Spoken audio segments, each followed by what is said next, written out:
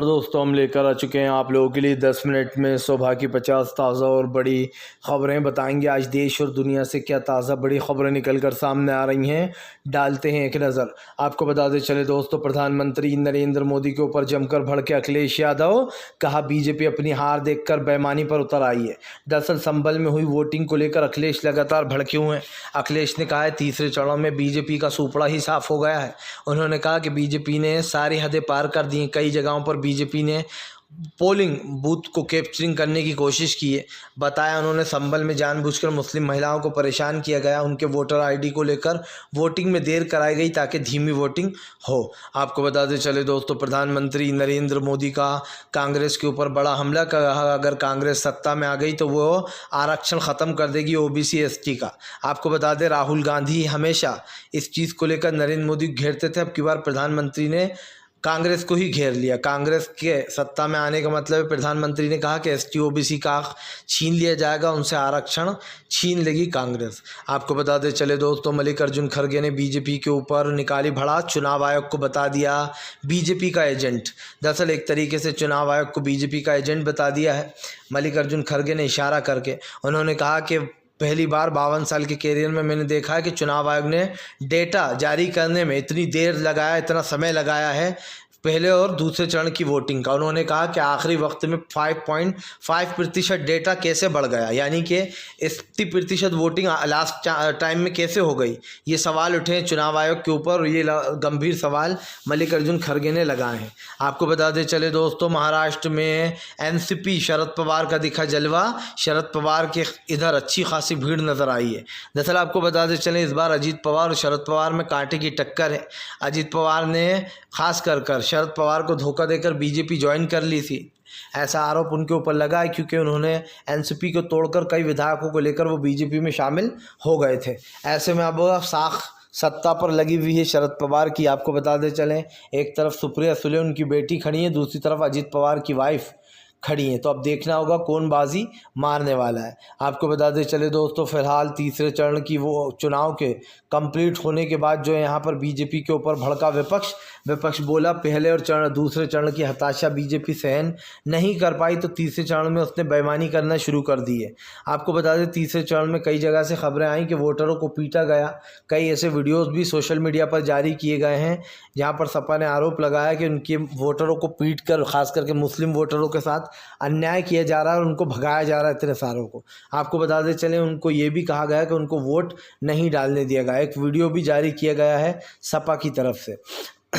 आपको बताते चले दोस्तों, फिलहाल गृह मंत्री अमित शाह का पश्चिम बंगाल में ममता बनर्जी के ऊपर बड़ा हमला। कहा फिलहाल जो उस बार नहीं कर पाए इस बार करेंगे दीदी, आपकी विदाई तो तय है। दरअसल आपको बताते चले ममता बनर्जी के ऊपर अमित शाह ने भड़ास निकाली है और कहा है कि जो लोग भी बेईमानी कर रहे हैं या फिर घोटालेबाजी कर रहे हैं उन सब के ऊपर कार्रवाइयाँ हम करेंगे। अमित शाह ने ममता बनर्जी के ऊपर आरोप लगाया कि उन्होंने यहाँ पर बंगाल में खास कर दंगा भड़काती हैं और लोगों को आपस में लड़वाती हैं। आपको बताते चले दोस्तों, पीएम नरेंद्र मोदी के ऊपर जमकर भड़कते हुए नजर आए राहुल गांधी। कहा ये चुनाव देश के लोकतंत्र को बचाने का चुनाव है। ये चुनाव देश को तय करेगा कि देश किस राह पर जाएगा। आपको बता दें थर्ड फेज़ की वोटिंग हो चुकी है, 2 फेज़ और बचे, यानी कि अब 2 चरणों के वोट और बचे। देखा जाए तो अभी 250 से ज़्यादा सीटें बची हुई हैं।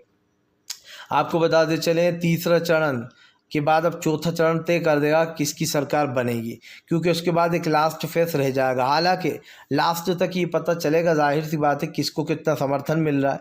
लेकिन आपको बताते चलें इस बार लड़ाई इंडिया गठबंधन वर्सेस एनडीए गठबंधन में है। मतलब कि इस बार दोस्तों मुकाबला बड़ा ही ज़बरदस्त है। हम ये नहीं कह सकते दोस्तों कि कौन जीत रहा है कौन हार रहा है, किसी का नहीं बताया जा सकता कि कौन जीत रहा है कौन हारा है, क्योंकि अब की बार वोटिंग प्रतिशत जो है वो बड़ा ही कम जा रहा है। पिछली बार जो 2019 में बीजेपी को बम्पर वोट मिले थे दोस्तों, अब की बार उन सीटों पर बहुत सारे ऐसे लोग हैं जिन्होंने कल भी वोट डालने से मना कर दिया कि हमारे यहाँ की रोड सड़कें नहीं बनी, और बहुत सारे लोग ऐसे हैं जो वोट डालने ही नहीं आए। तो अब की बार बीजेपी की कई सीटें फंसती हुई नज़र आ रही हैं, जिसको लेकर कहीं ना कहीं विपक्ष धाक जमाए बैठा भी है। आपको बताते चले दोस्तों, फिलहाल एक बार फिर से जो यहाँ पर ओवैसी ने बीजेपी को लिया लपेटे बेटे में OMI चीफ असदुद्दीन ओवैसी बोले बीजेपी धर्म की राजनीति कर रही है और चुनाव आयोग चुपचाप सो रहा है। दरअसल आपको बताते चले कल गुजरात वोटिंग के दौरान कई जगह पर भगवान श्री राम की फ़ोटो दिखाई दी। भगवान श्री राम की फ़ोटो का क्या काम, विपक्ष ने आरोप लगाया कि चुनाव के बीच में लोगों को प्रभावित करने के लिए, वोटरों को प्रभावित करने के लिए भगवान प्रभु श्री राम की फ़ोटो का यूज़ किया गया ताकि जो है लोगों को वो दिखाया जा सके कि देखो भैया इधर आकर वोट दो, हम जो है राम भक्त हैं। इस तरीके के आरोप विपक्ष ने लगाए हैं। आपको बताते चले दोस्तों फिलहाल एक बार फिर से भड़क गए जो है यहाँ पर उद्धव ठाकरे बोले फिलहाल इस बार जनता ने तय कर लिया है अब की बार तड़ी पार। आपको बताते चले दोस्तों फिलहाल अब की बार महाराष्ट्र की सीटों को लेकर आकलन ज़बरदस्त होता है। अब की बार दोस्तों जो महाराष्ट्र की 48 सीटें हैं वो तय करेंगी कि रुख किस तरफ जा रहा है। माना आपको बता दें महाराष्ट्र गेम चेंजर माना जाता है कि महाराष्ट्र में जिसकी सीटें आती हैं वो गेम चेंजर ज़रूर बनता है। अब की बार इस बीच में कई ऐसी चीज़ें भी हुई जो हमें देखने को मिली, तो ये चीज़ तो साफ़ हो चुकी है कि फ़िलहाल अब सरकार काफ़ी टेंशन वाले दौर से यहाँ पर गुजर रही है। आपको बताते चले दोस्तों हरियाणा में बीजेपी को लगा बड़ा झटका, अल्तमत में आ गई है सरकार। दरअसल दोस्तों कल वोटिंग के बीच हरियाणा में कुछ ऐसा हुआ कि बीजेपी की टेंशन बढ़ गई है। हरियाणा में आपको बताते चले जो बीजेपी के 3 निर्दलीय थे उन्होंने बीजेपी का साथ छोड़कर कांग्रेस का दामन थाम लिया है। अब प्रॉब्लम कहाँ आ रही है? प्रॉब्लम यहाँ आ रही है दोस्तों कि अब बीजेपी अल्तमत में आ गई है, यानी कि वो डेंजर जोन में आ गई है। अब अगर उसको अपनी विश्वसनीयता प्रूफ करनी पड़ी दोस्तों तो वो कर नहीं पाएगी, क्योंकि 3 निर्दलीय जो हैं उन्होंने पार्टी को छोड़कर कांग्रेस को अपना समर्थन देने का ऐलान कर दिया। यानी कि हरियाणा में इस बीच चुनाव के बीच हरियाणा में खेल हो गया। हालांकि अभी आगे की पिक्चर बाकी है, देखते हैं क्या होता है, लेकिन ये सरकार जो है वो मुसीबत में ज़रूर आ गई है अभी हरियाणा में बीजेपी की। आपको बताते चले दोस्तों प्रधानमंत्री नरेंद्र मोदी और राहुल गांधी के बीच में छिड़ी जंग। राहुल गांधी बोले हम गरीब पिछड़े आदिवासियों के लिए काम करेंगे, आप अडानी अंबानियों के लिए काम करो।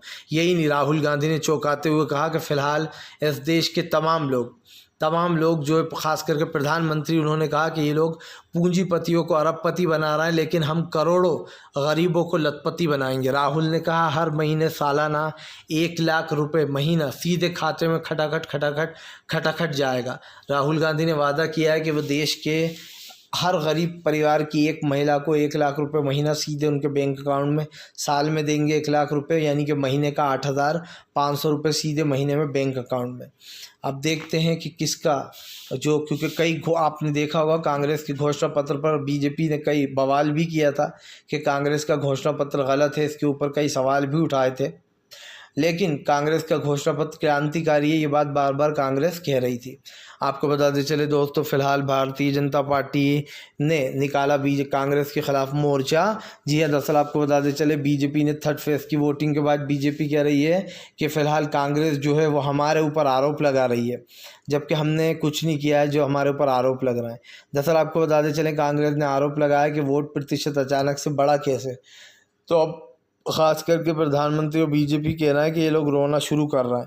आपको बताते चले वोट परसेंटेज बढ़ने का कारण अभी तक चुनाव आयोग ने नहीं बताया है, लेकिन बताया जा रहा है लास्ट फेज़ में ये वोट बढ़े हैं, जिसको लेकर विपक्ष काफ़ी भड़क गया है। अब विपक्ष कितना भड़का है कितना नहीं, ये तो खैर आने वाला वक्त बताएगा, लेकिन एक चीज़ साफ़ है कि वोटिंग परसेंटेज को लेकर जो है विपक्ष में ज़ोरदार भिड़ंत हो गई है।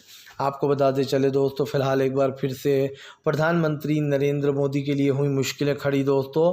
3रे फेज़ की वोटिंग ने भी चौंका दिया है। आपको बताते चले 2 चरण बिगड़ने के बाद 3रे चरण की जो वोटिंग हुई है उसमें माना जा रहा है प्रधानमंत्री को कई सीटों का नुकसान होने वाला है। और ये वो वोटर है दोस्तों जो बीजेपी के अपने माने जाते हैं, यानी कि जो बीजेपी को वोट देते हैं।